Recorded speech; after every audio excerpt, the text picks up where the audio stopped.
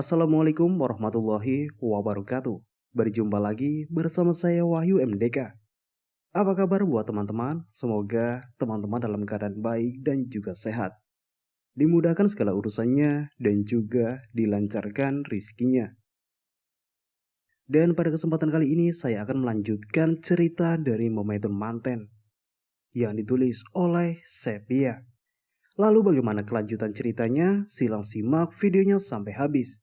Dan tanpa basa-basi lagi, kita langsung saja masuk ke ceritanya.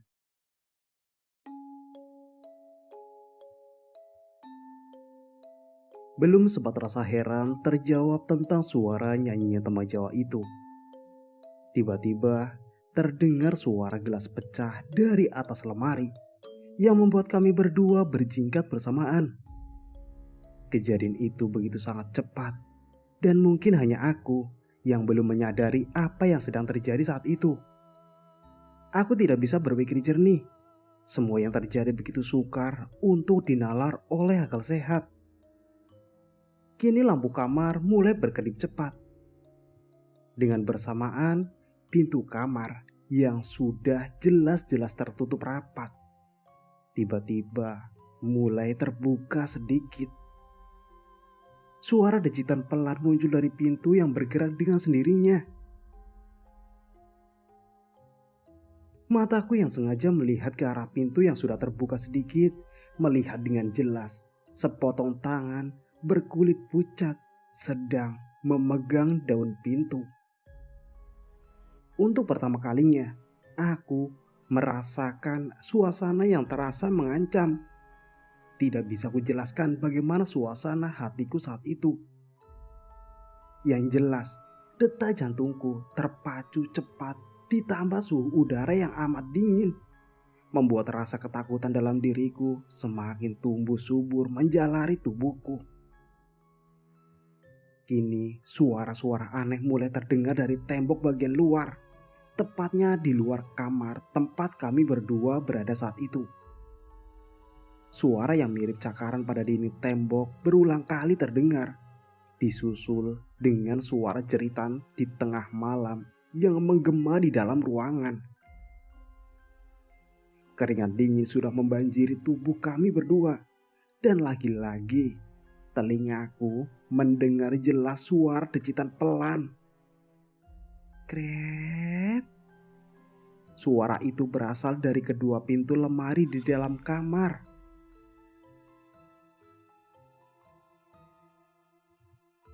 Suasana kembali senyap, namun rasa ketakutan dalam diriku begitu sangat besar. Perasaanku mulai peka oleh kehadiran sosok tak kasat mata. Dalam suasana gelap gulita itu, pendengaran mulai peka terhadap suara-suara kecil di sekeliling. Bahkan suara air yang menetes menyentuh lantai kamar sangat jelas terdengar.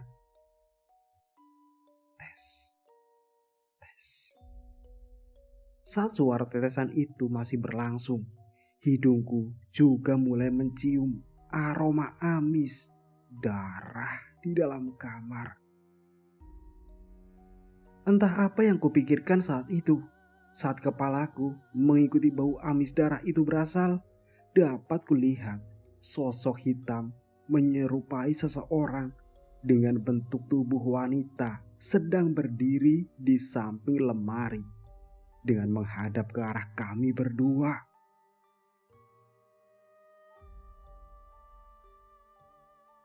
Saking terkejutnya dengan sosok yang belum jelas terlihat, tetapi hatiku berkata, jika bayangan hitam itu bukanlah seorang manusia, melainkan hantu. Dari bagian bawah yang mengenakan kain jarik, kemudian bagian atas memakai baju panjang sampai ke bagian paha. Juga jelas sekali kulihat ada motif batik memanjang berwarna kuning keemasan. Yang lebih membuatku takut adalah bagian rambutnya disanggul, mirip dandanan orang-orang memakai baju adat pernikahan Jawa. Kedua tangan bergetar menutupi mulut, Suaraku tertahan di antara tangis tentang apa yang kusaksikan malam itu. Saat lampu mulai menyala, sosok tersebut semakin jelas terlihat. Wajahnya pucat sedikit membiru, serta kedua bola mata putih pudar. Menatap kosong ke arah kami berdua. Di bagian perutnya basah oleh cairan darah yang menetes ke lantai. Sosok yang mengenakan baju pengantin Jawa itu adalah Mbak Murti. Bibir berwarna hitam masih terkatup rapat. Kemudian terbuka menampakkan gigi-gigi berwarna kuning penuh noda saat ia mengucapkan 3 patah kata. Di mana Jargono? Kemudian lampu kembali padam. Sosok Mbak Murti yang mengenakan baju pengantin sudah tidak berada di tempatnya semula. Aku tidak berpikir jika teror akan berhenti hanya sampai di situ saja. Dan benar saja. Tidak berapa lama kemudian, kedua kakiku merasa dingin. Terasa seperti sedang disentuh oleh telapak tangan dingin. Akal sehatku menolak percaya dengan apa yang saat itu terjadi. Kedua tangan berkulit pucat membiru sedang memegang kedua pergelangan kakiku. Rasa takut yang terus-menerus diuji membuat aku mulai berontak. Sambil berteriak-teriak kesetanan, kedua kakiku berjingkrak berusaha melepaskan kedua tangan yang tengah memegang kakiku. Tanganku tidak sengaja merebut paksa bantal yang digunakan Mbak Vika yang sedang untuk menutupi bagian wajahnya. Setelah itu melemparkan bantal tersebut ke arah wajah Mbak Murti yang masih memegangi kedua kakiku. Karena bantal yang digunakan Mbak Vika untuk menutupi mukanya, aku rebut. Ia juga berteriak kencang karena melihat sosok Mbak Murti yang sedang memegangi kakiku. Tidak jelas kuingat bagaimana bisa aku lepas dari kedua tangan Mbak Murti saat itu. Setelah lepas, aku berlari keluar kamar menuju pintu depan. Perasaanku mengatakan jika bersama Simbo akan lebih aman. Beberapa kali kakiku tersandung benda tumpul perabotan rumah Pade Awing. Dan jarak rumah Simbo dan Pade Awing sedikit jauh. Akal sehatku sudah hilang saat itu. Bahkan aku tidak sempat berpikir memakai alas kaki terlebih dahulu saat itu. Suasana lumayan gelap karena lampu-lampu penerangan jalan tidak begitu membantu penglihatan mataku. Beberapa kali juga kakiku bergantian tercebur ke kubangan air di tengah jalan. Lalu tiba-tiba, buk, suara benda jatuh dari arah belakang menghentikan langkahku. Seketika aku langsung menoleh ke arah belakang. Di sana, tepatnya di atas aspal, kulihat sosok pocong dengan kain kafan yang masih baru. Bahkan hidungku mencium bau kapur barus. Sosok pocong itu terbujur kaku dengan posisi melintang di tengah jalan. Kapas-kapas di bagian wajahnya masih terlihat lengkap di setiap lubang pada bagian wajahnya. Berat rasanya untuk sekedar bergerak. Sekujur tubuhku bergetar dengan sendirinya tanpa kusadari. Semakin kulihat, dadaku semakin terasa sesak. Bentuk wajahnya sangat mirip dengan Mbak Murti. Allahu Akbar. Ucapku lirik karena tak tahu harus berbuat apa lagi. Perlahan aku mulai berjalan mundur. Dan baru beberapa langkah saja aku terjatuh setelah tergelincir oleh benda bulat mirip buah kelapa. Sebuah benda lunak yang tadinya sempat terinjak dan membuat diriku terjatuh ke belakang. Benda bulat itu menggelinding pelan berlawanan arah. Saat mataku mengamati, ada sesuatu yang aneh pada benda bulat tersebut. Rambut. Benda itu memiliki rambut seperti kepala manusia. Ketika sepotong kepala itu berhenti menggelinding, nampak wajah putih seputih bedak tebal yang dipakai di wajah. Ah! Suara teriakan dari mulutku kembali terulang saat wajah putih itu yang penuh baluran bedak tersebut membuka kedua matanya serta tersenyum menyeringai ke arahku. Aku pun berlari tunggang langgang. Sampai di rumah Simbo, tanganku segera menggedor keras pintu rumahnya. Kepanikan karena rasa takut yang sudah mencapai ubun-ubun. Simbo membuka pintu dengan tergopoh. Di tangan kanannya memegang sebuah sapu lidi kecil yang biasa disebut tabah. Setelah memukulkan tabah pada kedua pundak dan pahaku, Simbo melanjutkan memukul-mukul tabahnya ke arah angin. Pergi, pergi, pergi, pergi. Dengan segera, Simbo menuntunku memasuki rumah. Perasaanku masih tetap saja was-was, seolah ada yang sedang mengawasi diriku dari kejauhan di gelapnya malam. Lalu Simbo menyarankan agar aku segera berwudu terlebih dahulu sebelum istirahat. Dan benar, setelah membasuh wajah dengan air wudu, hatiku sedikit terasa tenang. Karena kejadian itu, aku tidak berani tidur seorang diri dan lebih memilih tidur di tempat sholat menemani Simbo yang sedang wiridan. Dok, mulai besok bangun tengah malam ya, sholat tahajud sama Simbo, kata Simbo lirih sambil membelai wajahku yang letih. Kuanggukan pelan kepalaku, tanda setuju. Memang, setelah bersama Simbo, aku merasa lebih tenang. Meski badan rasanya lemas tanpa tenaga, setidaknya aku tidak merasakan ketakutan lagi. Sampai pagi pun, aku tetap terjaga. Kepalaku terasa berat dan pusing. Setelah bangun dari tidur yang kurasakan belum lama itu, di ruang tamu kudapati Pade Awing bersama Simbo tengah berbincang serius. Saat itu, raut wajah Pade Awing terlihat cemas. Saat mereka sadar dengan kehadiran diriku, Simbo terlihat membuang muka sambil menyeka air matanya. Sementara Pade Awing yang duduk di sebelahnya mengganti ekspresi wajahnya dengan senyuman kaku. Dan aku pun tahu bahwa ada sesuatu yang sedang mereka sembunyikan. Mbok mau ke ladang. Riri kalau mau makan sudah siap di meja dapur, kata Simbo menunduk, menyembunyikan kedua matanya yang tengah berkaca-kaca. Lalu di luar rumah terlihat Pade Awing sedang menyirami sekeliling rumah dengan air bekas cucian beras. Sebelum Pade Awing berpamitan untuk bekerja, beliau berpesan agar aku tidak keluar rumah saat maghrib datang. Singkat cerita, anak Pak Kades berniat untuk menjengukku setelah ia mendengar apa yang kualami semalam dari Mas Maman. Waktu pertama kali datang, Raya tertawa terbahak melihatku yang berulang kali gagal menyalakan api.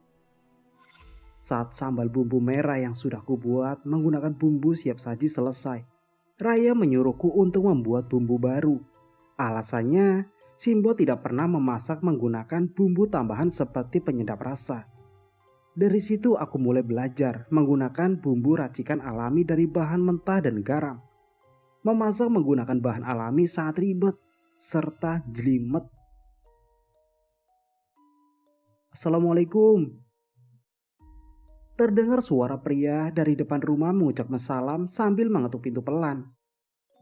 Saat pintuku buka, seorang pemuda dengan tinggi badan kira-kira 170 km, 170 cm, sedang tersenyum ramah padaku. Di tangannya terdapat seikat bunga mawar merah. Bukan, itu bukan bunga mawar, melainkan seikat daun kelor yang kusangka seikat bunga mawar. Karena mataku terfokus menatap wajah putih rupawan pemuda tersebut. Aing. Mbak, woi. Suara pemuda di depanku saat itu menyadarkan diriku dari lamunan. Ini pesanannya si Mbah, kata pemuda berkulit putih tersebut sambil menyodorkannya padaku. Iya, maaf, jawabku kaku salah tingkah. Tidak ada salam perkenalan saat itu. Setelah menyerahkan seikat daun kelor, pemuda tersebut langsung bergegas menuju mobil bak terbuka, kemudian berlalu. Tapi aku tetap berdiri mematuh di depan rumah sambil memandang ke arah jalan. Dan tiba-tiba, woi, dibantuin malah melamun di depan. Suara Raya mengagetkan diriku saat itu. Ia juga menatap ke arah jalan tempat mataku memandang. Anak itu namanya Vino. Lanjut Raya, kemudian berbalik kembali memasuki rumah menuju dapur. Kamu kenal? Tanyaku membuntutinya. Kenal, jangan bilang kamu naksir sama anak itu ya. Jawab Raya dengan tatapan penuh curiga ke arah wajahku. Enggak lah, tepisku sambil membuang muka karena malu. Naksir juga gak apa-apa Kori, lagian naksir gratis kok, ucap Raya. Apa sih? Udah ah, bahas yang lain aja, jawabku. Tapi ganteng kan? Kata Raya sambil mencoba merayu. Apa yang ganteng? Siapa? Saut Lena dengan suara keras secara tiba-tiba. Mendengar suara keras Lena membuat aku dan Raya terkejut secara bersamaan. Karena Lena hanya menampakkan bagian kepala sampai dadanya saja. Dengan muncul dari balik jendela. Kampret. Bikin kaget saja, kata Raya sambil melemparkan gayung berisi air ke arah jendela tempat Lena berada. Beruntung gayung yang Raya lemparkan ditepis dengan tangan secara sigap oleh Lena. Sambil memanyunkan bibir, Lena memasuki dapur menghampiri kami berdua. Di desa P ada salah satu tempat yang cukup unik. Kenapa aku sebut unik? Karena ada stasiun kecil dengan 3 jalur rel kereta. Bagian bangunan stasiun masih banyak menggunakan besi tebal yang sudah pudar. Namun, bisa dipastikan jika dahulunya bangunan stasiun bercat biru tua karena banyak kujumpai bekas-bekas cat berwarna biru tua saat itu. Kondisi stasiun lama yang sudah tidak terpakai itu masih bersih. Tidak kujumpai mural seperti di stasiun atau bangunan lama di kota. Bahkan, bau pesing yang umumnya sering terjadi di kota-kota besar pun sama sekali tidak ada. Raya dan Lena mengajakku berkeliling, mengunjungi tiap ruangan. Di stasiun itu terdapat 3 ruangan. Aku juga tidak tahu dulunya ruangan itu untuk apa. Tetapi yang jelas tiap ruangan memiliki kegunaan yang berbeda-beda. Karena luasnya ukuran tiap ruangan sangat berbeda. Di bagian luar, tepatnya di jalur rel kedua dari depan stasiun, terdapat 1 buah gerbong kereta dengan cat warna kuning. Dahulu di stasiun ini ada sekitar 2 lokomotif model lama dengan 1 gerbong. Kabarnya 2 lokomotif tersebut sudah dipindahkan ke dalam gedung kantor perkebunan kopi. Jika diurut, jalur rel kereta api itu salah satunya menuju ke kantor perkebunan kopi. Dan konon, dari penuturan Raya, di stasiun itu sering dijumpai penampakan seorang wanita bergaun merah. Juga terkadang warga yang kebetulan lewat melihat noni Belanda yang berdiri di dalam stasiun. Dok, Ri, mandi dulu ya. Kamu terkena sawan semalam, kata Simbo menatapku sayu. Kemudian Simbo menunjukkan bercak merah di lengan kananku.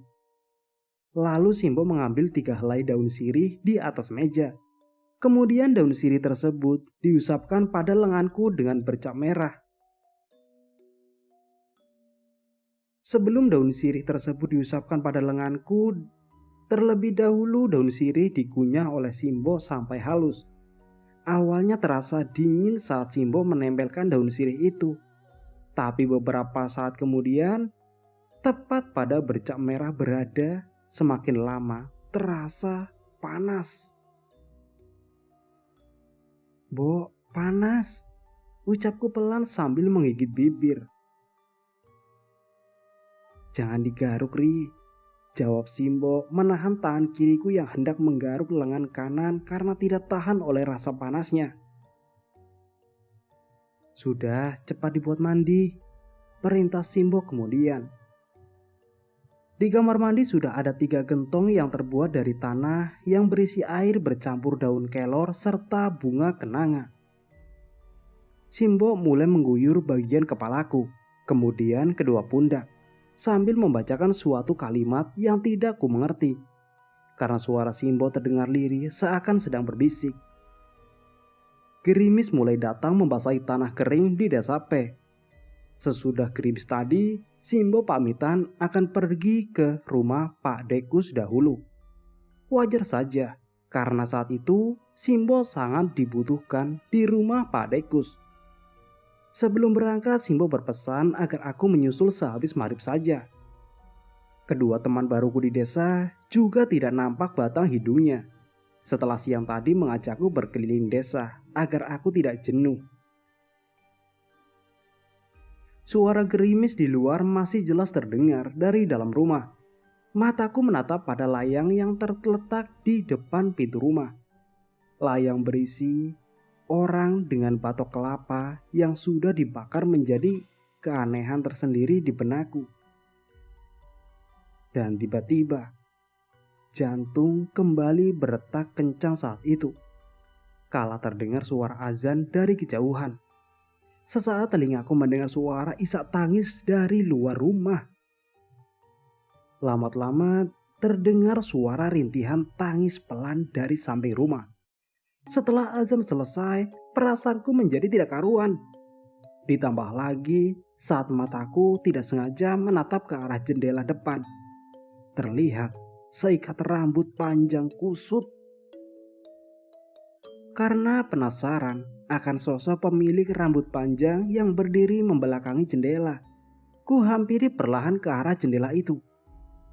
Meski rasa takut sudah mulai menjalari tubuhku saat itu, namun akal sehatku masih berpikir mungkin seorang warga yang menumpang berteduh karena gerimis.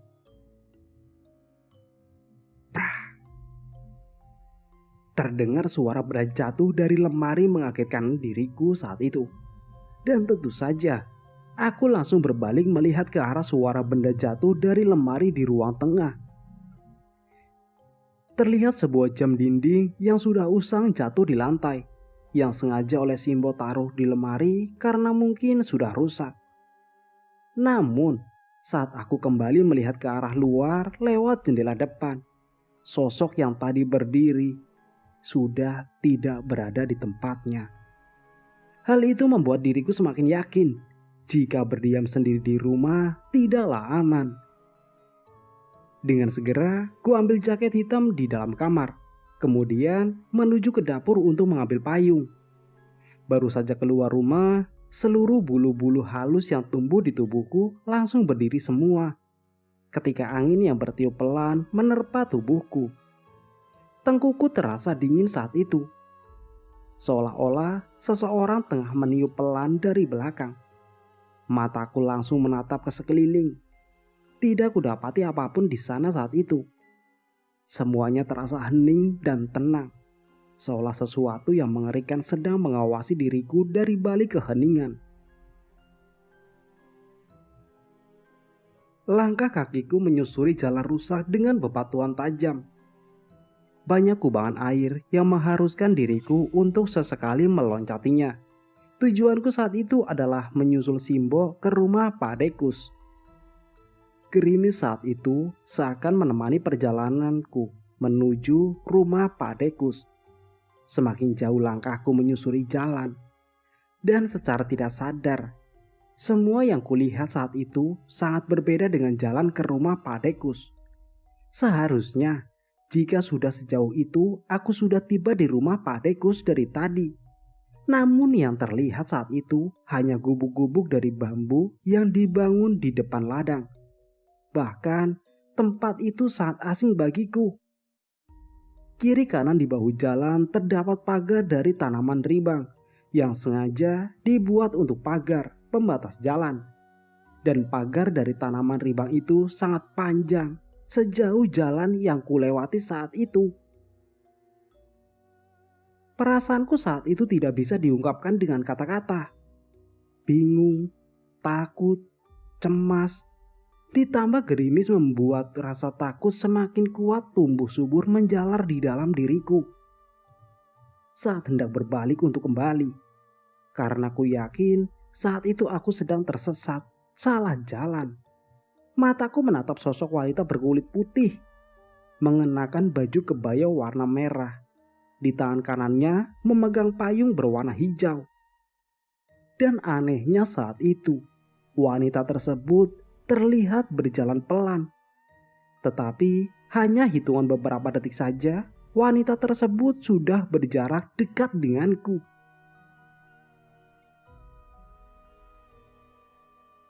Numpang tanya, jalan ke rumah Pak Dekus kemana ya?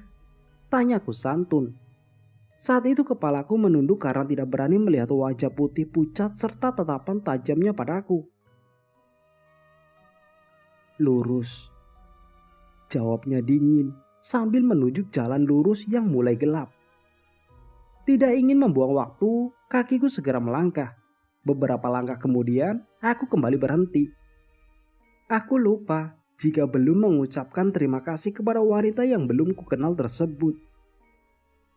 Dan saat aku menoleh ke belakang untuk mengucapkan terima kasih, sosok wanita berkebaya merah tersebut sudah tidak berada di sana. Tanganku yang memegang payung sampai bergemetar tak karuan. Kakiku juga berat untuk melangkah saat itu. Bibirku keluh rasanya untuk mengucap sepatah kata. "Bo!" teriakku lantang sambil berbalik lalu tak sadar berlari ke arah yang ditujukan wanita tadi padaku. Payung yang kupegang sudah lepas dari tangan entah sejak kapan. Bahkan saking tak sadarnya, sendal jepit yang kukenakan sudah lepas sebelah kirinya. Bercak darah dari luka di telapak kakiku jelas terlihat saat itu. Telapak kaki kiriku tergores batu runcing di jalan. Sambil berjalan terpincang-pincang menahan rasa nyeri dari luka robek di telapak kaki. Kupaksakan diriku untuk terus berjalan. Namun saat aku mulai menyeret kaki kiriku dengan berjalan pelan, kulihat saat itu kaki kiriku terasa sangat kaku. Lenganku ditarik oleh sebuah tangan kekar seorang pemuda. "Kamu Riri, cucunya Mbak Narti kan?" kata pemuda tersebut menatapku tajam. Pemuda tersebut adalah Vino yang tadi pagi mengantarkan seikat daun kelor pesanan Simbo yang digunakan untuk aku mandi. "Siapa, Vin?" Suara seorang pria dengan kacamata bening serta kopiah putih yang menutupi bagian rambutnya. "Riri mas, cucunya Mbok Narti," jawab Vino. "Anak ini sepertinya habis didatangi seruni Mas Dev," sahut seorang pemuda lagi di sebelah orang yang bernama Deva tersebut. Kemudian mereka bertiga menanyaiku kenapa bisa sampai di tempat itu. Saat itu aku benar-benar linglung. Di depanku terpampang jelas sebuah plakat peringatan keras yang tidak memperbolehkan siapapun memasuki area perkebunan kopi. "Sudah, begini saja Vin. Kamu anterin anak ini pulang dulu. Aku sama Mas Deva masuk dahulu. Nanti kamu nyusul saja," kata pemuda yang ku ketahui bernama Egi. Kemudian Mas Deva dan Egi berpamitan untuk memasuki perkebunan kopi. Egi membawa 2 cangkul di pundaknya. Jas hujannya terlihat kotor penuh lumpur. Sedangkan di depannya Mas Deva membawa arit serta kain mori putih. Kemudian 2 orang pemuda juga datang lalu menyusul Mas Deva dan Egi yang terlebih dahulu memasuki perkebunan kopi. Yang katanya tidak sembarang orang boleh memasuki tanah terlarang tersebut. "Kamu bisa jalan gak?" tanya Vino memperhatikan luka di kaki kiriku.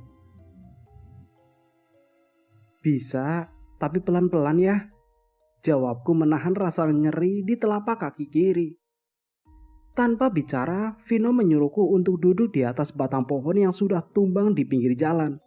Kemudian, ia mulai memeriksa luka di telapak kakiku. "Kaki kamu kram ini," katanya, kemudian menyobek sedikit kain mori dari dalam saku jaketnya. Kemudian ia mulai membalut luka di telapak kakiku. Dari dia juga ku ketahui jika mereka berlima hendak menguburkan mayat seseorang yang mereka temukan di dalam perkebunan kopi. "Jangan lihat ke arah sana, kamu gampang banget dapat godaan. Karena baru saja kembali ke kamu ini," ucap Vino menghentikan diriku yang terus memandangi ke arah perkebunan kopi. Sempat kulihat di dalam sana seorang nenek-nenek dengan keranjang di punggungnya tengah tersenyum menyeringai ke arahku. "Lain kali jangan keluar saat maghrib, pamali," kata Vino. "Kamu ngapain?" tanyaku heran, karena Vino berjongkok membelakangi diriku saat itu. "Ayo, dasar gak peka. Kalau kamu jalan malah makin lama nanti. Rekan-rekanku di dalam sana sedang butuh tenagaku juga," sahut Vino datar.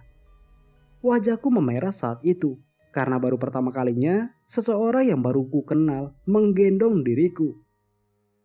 Pada saat itu aku baru sadar jika diriku sudah jauh dari pemukiman penduduk. Beruntung aku bertemu dengan mereka. Karena jika tidak, mungkin nasibku akan sama dengan mereka yang hendak dikubur oleh 4 orang yang sudah memasuki perkebunan kopi terlebih dahulu.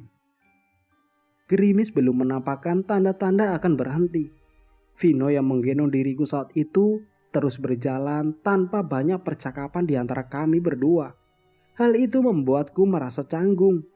Kemudian setelah berbelok ke arah kanan dari pertigaan, kami melihat keranda mayat yang dipikul oleh beberapa orang. Rombongan kecil itu terlihat tergesa-gesa.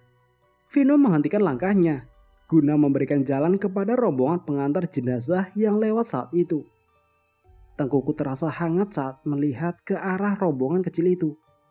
Vino yang mengetahui aku sudah gusur saat itu berkata, "Jangan maksa lihat, kalau gak kuat bisa kena sawan lagi." Mendengar perkataan Vino, kedua mataku langsung tertutup rapat. Jari kedua tanganku mencengkram erat bahu Vino saat itu. Saat rombongan pengantar jenazah itu berlalu, Vino kembali melanjutkan perjalanannya untuk mengantarkanku menuju rumah Pak Dekus. Pak De Awing yang pertama kali melihat Vino menggendong diriku saat itu langsung bergegas menghampiri. "Kenapa Riri?" tanya Pak De dengan raut wajah cemas. "Hampir masuk perkebunan kopi," jawab Vino. Kemudian Vino menjelaskan pada Pak De jika saat itu aku berjalan linglung menuju perkebunan kopi. Beruntung saat itu Vino dan Mas Deva lebih dahulu mencegah saat hendak memasuki perkebunan kopi. Kedatangan Vino yang menggendongku saat itu langsung menjadi sorotan banyak orang di rumah Pak Dekus. Mas Maman langsung menyuruh Vino memasuki rumah dan menurunkan diriku di salah satu kamar milik Mbak Vika.